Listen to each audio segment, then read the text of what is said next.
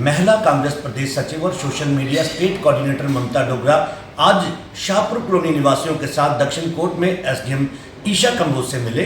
दरअसल sector 38 waste में बसी शाहपुर कॉलोनी कल प्रशासन द्वारा गिरा दी गई थी, लेकिन कॉलोनी का कुछ हिस्सा एग्रीकल्चर लैंड पर बसा है जिसे अभी तक गिराया नहीं गया है।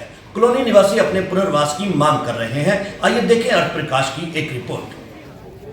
आज क्या कारण रहा है कि आप इतने लोगों के साथ एसडीएम साहब के पास आए हैं, तो इसके पीछे का कारण क्या है? जी ऐसा है कि जब हम लोग डीसी साहब से मिले तो डीसी साहब ने बोला कि जो हमारी ये जो तारीख थी एग्रीकल्चर लैंड के लिए, जो आदेश हमें मिलना था, जो न्याय हमारे को मिलना था, वो एसडीएम ईशा कंबोज जी से मिलना था। तो आज हमारी वो तारीख थी, हमारी पेशी थी।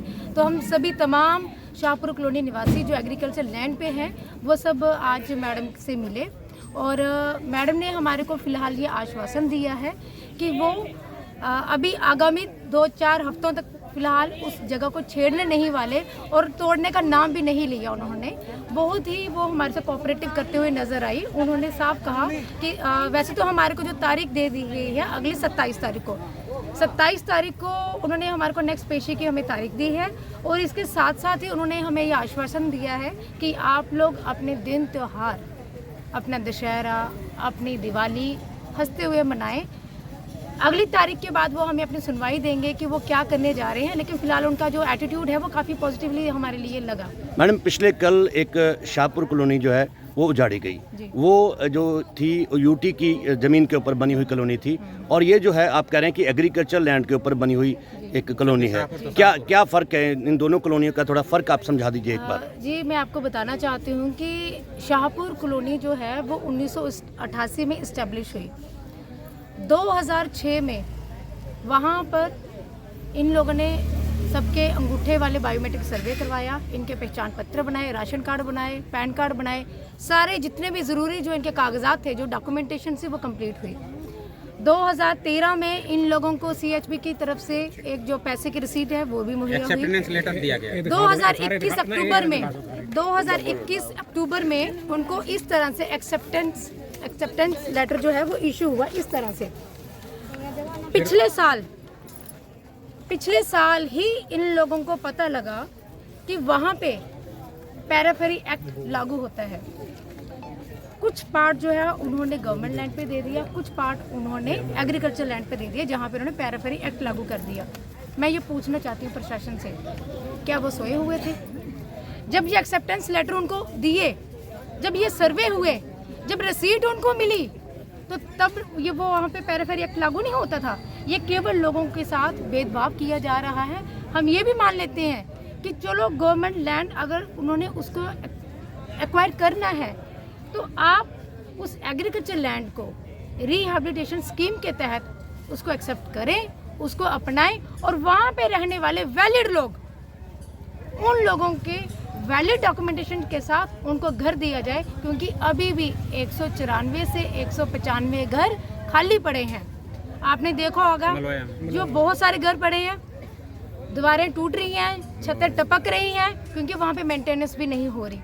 कम से कम इन लोगों को वो छतें मिले, ये वहाँ पे अपने घर की तरह उसको सजाए, उसको संवारे। मैडम, कितने लोग जो हैं ये इस एग्रीकल्चर लैंड के ऊपर रहते हैं, जिनके घर हैं यहाँ पे? अप्रोक्सीमेटली कितने लोग हैं? देखिए 156 या 155 के करीब लोग हैं। अच्छा जी। 70 से 80 से लोग वैसे हैं जिनकी डॉक्यूमेंटेशन कंप्लीट है और 20 के करीब ऐसे हैं जो पेंडिंग में हैं। हम ये चाहते हैं कि पेंडिंग वालों को भी नज़रअंदाज ना किया जाए, क्योंकि उनकी भी डॉक्यूमेंटेशन कंप्लीट है, बस उनके पास एक एक्सेप्टेंस लेटर जो है वो नहीं पहुंचा था, उनको पेंडिंग में रख दिया गया। जी मैम, तो आप आज एक फाइट कर रहे हैं कि जो एग्रीकल्चर लैंड पर लोग बैठे हैं उन्हें उनके एक घर मिलने चाहिए, पक्के मकान मिलने चाहिए। जी बिल्कुल। अगर लेकिन इसके साथ ही कल एक जो कॉलोनी उजाड़ी गई उसमें 400 के करीब घर थे, जिसमें कहा जाता है कि 40 के करीब लोगों को घर मिला है, बाकी लोगों को कोई घर नहीं मिला। इस बारे में आप क्या कहते हैं? जी नहीं, 40 नहीं, 70 अखबार में आया, लेकिन वहाँ पे लोगों से बात करने के बाद पता चला कि लगभग 40 लोगों को मकान मिला है, जो 136 की डायरी में थे। मैं बताऊंगा जी। हाँ, मैं अर्थ प्रकाश चैनल को लाख लाख धन्यवाद देता हूँ कि गरीबों की आवाज़ को पहुँचाने के लिए, झुग्गी-झोपड़ियों की आवाज़ को पहुँचाने के लिए प्रशासन तक हमारे पास मौजूद है। मैं आपको यह बताना चाहता हूँ कि एग्रीकल्चर लैंड और सरकारी लैंड क्यों हुआ? ये 38 के गुरुद्वारे के पीछे जब स्विमिंग पूल और पेट्रोल पंप और श्रम ब्यूरो ऑफिस पंजाब का बनना हुआ, तो उस वक्त उसके ऊपर राजीव कॉलोनी मौजूद थी। वो भी प्राइवेट लैंड के ऊपर थी, एग्रीकल्चर लैंड के ऊपर थी। जब 38 वेस्ट को रास्ता जाना हुआ तो यहाँ पे ये ऑफिसेज बनने हुए, तब उस लैंड को जो है प्रशासन ने अधिग्रहण किया और उसी तरह उसका कुछ हिस्सा जो है हमारे शाहपुर कॉलोनी का भी उस एग्री में एक्वायर में आ गया, जो कि वो सरकारी लैंड बन गया। और जो उसी का हिस्सा अभी बकाया पड़ा हुआ है, जो सन 2006 के बायोमेट्रिक सर्वे में शामिल परिवार हैं, जिनको प्रशासन ने ये कहा कि आप लोग मकान पाएंगे, बायोमेट्रिक सर्वे हुआ प्रशासन की तरफ से और CHB ने एक्सेप्टेंस लेटर तक जारी कर दिया कि आप मकान पाने की पात्रता रखते हैं। वो लिस्ट 136 की थी। अच्छा, लेकिन 136 में जो सरकारी लैंड के ऊपर आदमी थे, उनमें से तकरीबन जो आपने कहा कि 40 आदमियों को मिला है, तो उस लिस्ट से मेरे ख्याल तकरीबन 40 आदमियों को मिला है। बाकी 79 आदमी अभी भी लिस्टेड पड़े हुए हैं, जिनको मैंने मार्क किया है। हम प्रशासन से अपनी बात करने के लिए ईसा कंबोज जी की अदालत में पेश हुए। 1 अक्टूबर को हमारी पेशी थी। आज मैडम ने बड़े पॉजिटिव तरीके से हमारे साथ पेश आई और उन्होंने यह कहा कि आप बेफिक्र होकर के दिवाली अपने घर में अभी मना सकते हैं। फिलहाल मैं 27 अक्टूबर को इस बारे में आपको बताऊंगी, लेकिन हमने अपनी सारी बातें उनके सामने रखी। ईसा कंबोज जी ने हमारी सारी बातें सुनी। उन्होंने, हो सकता है उनके मन में ऐसी पॉजिटिव हो, मैंने उनको आग्रह भी किया कि मैडम आपकी मीटिंग्स होती है, प्रशासन के अधिकारियों के साथ हमारी जो है बातें रखी जाएं और प्रधानमंत्री की उन बातों को भी सच करे प्रशासन, कि जिसमें उन्होंने कहा हर गरीब तबका को किसी योजनाओं से बाहर न वंचित किया जाए। लेकिन शाहपुर कॉलोनी चंडीगढ़ के लोगों को प्रशासन वंचित कर रहा है। मैं यह सोचता हूं कि प्रधानमंत्री की बात सच निकले और इन गरीबों को छत मिले। यहाँ तक कि मलोया में इतने सारे मकान अभी भी खाली पड़े हैं। 4 नंबर कॉलोनी के साथ फेस 1 में लोगों को यहाँ से शिफ्ट कर दिया गया, यह दिखाने के लिए कि स्लम फ्री हो चुका है चंडीगढ़। लेकिन स्लम फ्री के चक्कर में वहाँ पे बिजली भी नहीं है, लोगों ने बताया, पानी भी वहाँ पे नहीं है, कनेक्शन भी नहीं लगे हुए। लोगों की छतें जो है गिरने के कगार पे हैं। 40 साल पुराने मकान तक दिए गए। क्या प्रशासन को ऐसे करें? उनको मेंटेनेंस करके जो है लोगों को देना चाहिए था। यह तगमा लगाने की कोई ज़रूरत नहीं थी कि 2 अक्टूबर महात्मा गांधी का जो है दिन है कि उनके नाम के ऊपर इतना जल्दी से जो है वहाँ पे किया जाए।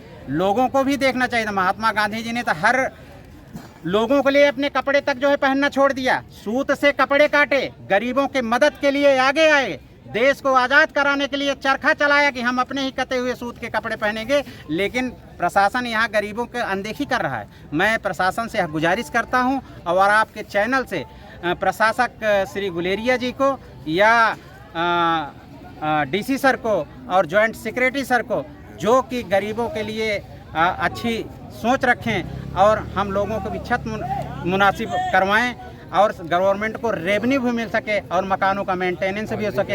हाँ, ये बताना ज़रूरी है कि हमारे साथ शहर के 2 बड़े ही लीडर, शहर के 2 बड़े दिग्गज जो अपने आप को बड़े नेता हैं, श्री सतपाल जैन जी और श्री मनीष तिवारी जी, प्रेजेंट सांसद जी, और यहाँ की हमारी बहन ममता डोगरा जी, जो लगातार हमारे बीच में रहीं और कॉलोनी के हक के लिए जद्दोजहद कर रही हैं।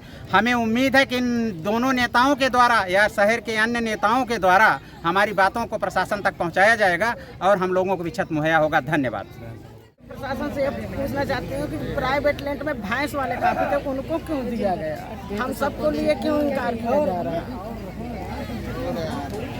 रह रहे हैं यहाँ पे इस कॉलोनी में? हाँ, मैं ये सन 1996 से यहाँ 1996 से रह रहे हैं। हाँ जी, क्या कहना चाहते हैं आप? ये हमारे जो सर्वे हुए थे जी, 6 फेज के सर्वे हुए थे। अच्छा जी, ये हमारे अंगूठे वाले हैं, ये सारे प्रूफ है हमारे, ठीक है जी, सारे ID प्रूफ वगैरह सब कुछ है। ठीक तो है। हमें अथॉरिटी लेटर नहीं इशू हुआ था, कोर्टों ने हमारी खींची ना पैसे। हमें कहते हैं ये पेंडिंग में है नहीं। हमें तो यही है, हमारे जैसे शाहपुर वाले हैं सबको मकान मिले। ठीक है जी। सबका धन्यवाद करता हूँ, सब हमारा साथ दे रहे हैं। ममता डोगरा जी भी सब हमारे साथ हैं। बस यही कहना। हाँ जी, ये हमारा इतना साल से हम रह रहे हैं यहाँ पे, ठीक है जी। हमको कुछ छत तो दिया जाए।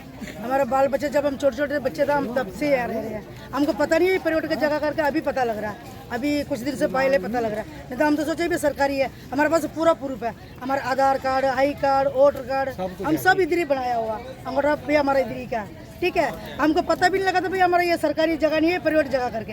हमको अभी कुछ दिन में पहले पता लग रहा है भाई ये सरकारी जगह करके। अब हम अनपढ़ गवारा, हमको क्या पता, देखो हमको अभी नहीं, अनपढ़ गवारा, हमको पता नहीं भैया ये जगह प्राइवेट की सरकारी है। अभी आगे बोल रहे भाई ये प्राइवेट है, तुम्हारा अगर नहीं मिलेगा। अब बताओ हम कहाँ जाएँ, बच्चे छोटे छोटे बच्चे लेकर कहाँ जाएँ।